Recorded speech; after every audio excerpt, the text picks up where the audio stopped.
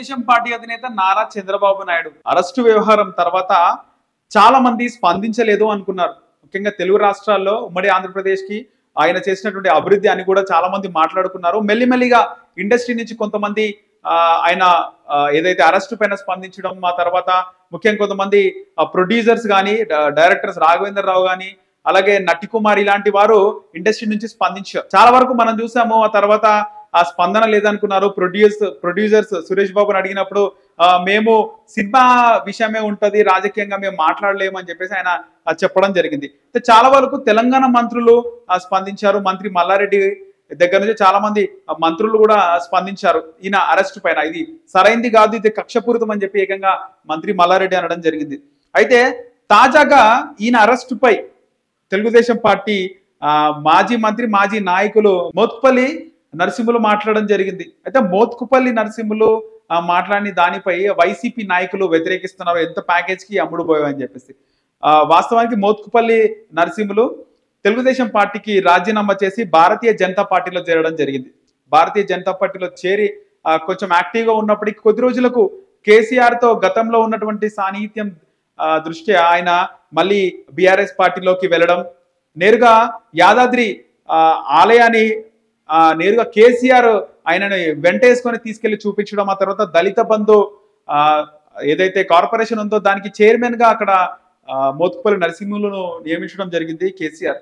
ఆ తర్వాత అంతర్గతంగా ఏం జరిగాయో, మొన్న ఏదైతే కేసీఆర్ ప్రకటించినటువంటి 115 శాసనసభ్యుల లిస్టులో ఇక్కడ మోత్కుపల్లి నరసింహులు పేరు లేకపోవడం, ఆయనకి ఎలాంటి నామినేటెడ్ పదవి ఇవ్వకపోవడం, ఇవన్నీ దృష్ట్యా ఆయన మళ్ళీ కూడా తెలుగుదేశం పార్టీకి కానీ అధినేతకు సన్నిహితంగా మెలిగే ప్రయత్నం చేస్తున్నారు. గతంలో మనం చూస్తే ఏదైతే మోత్కుపల్లి నరసింహులు ఎన్టీఆర్ ఘాట్లో చంద్రబాబు నాయుడు వెన్నుపోటుదారుడని, మోసగాడని, నందమూరి తారక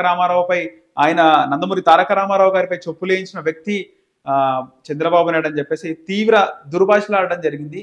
కానీ తాజాగా ఆయన చంద్రబాబును అరెస్ట్ను ఖండించారు. చంద్రబాబుకి మద్దతుగా మాట్లాడారు. చంద్రబాబు నాయుడు మళ్ళీ గొప్ప నాయకుడు అని చెప్పేసి మాట్లాడారు. దీని వెనకాల వైసీపీ నాయకులు అసలు ఎంత ప్యాకేజీకి అమ్ముడుపోయావు మోత్కుపల్లి నరసింహులు అని చెప్పేసి అయితే మాట్లాడుతున్నారు. వాస్తవాన్ని చూసుకుంటే కనుక ఇక్కడ ఫ్యాక్ట్ ఒకటి చెప్పుకోవాలంటే, మోత్కుపల్లి నరసింహులు మళ్ళీ వచ్చి చంద్రబాబు నాయుడిని అరెస్ట్ చేయడము ఇది బాధాకరణం అని చెప్పి దాన్ని ఖండించడం, ఇది ఒక నిరంకుశ చర్య అని చెప్పేసి కక్ష సాధింపు చర్యగా అక్కడ మోత్కుపల్లి నరసింహులు చెప్పడం జరిగింది. ఎందుకు చెప్పారంటే అక్కడ మెయిన్ గా స్కోప్ గురించి మాట్లాడుకోవాలి. తెలుగుదేశం పార్టీ 2014 వరకు కూడా స్ట్రాంగ్ గా ఉంది.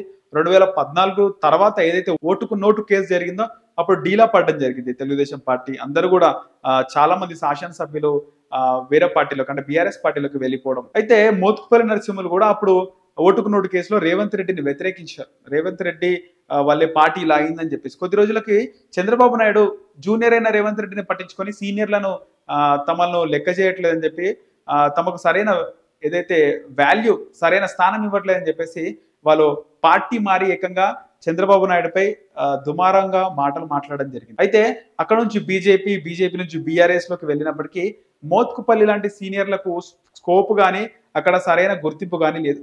అందుకే మళ్ళీ న్యూట్రల్ అయిపోయి ఇప్పుడు తెలుగుదేశం పార్టీ అధినేతకు లాయల్ గా మాట్లాడడం జరిగింది. ఆయనకు సపోర్ట్ చేస్తూ మాట్లాడారని చెప్పుకోవాలి.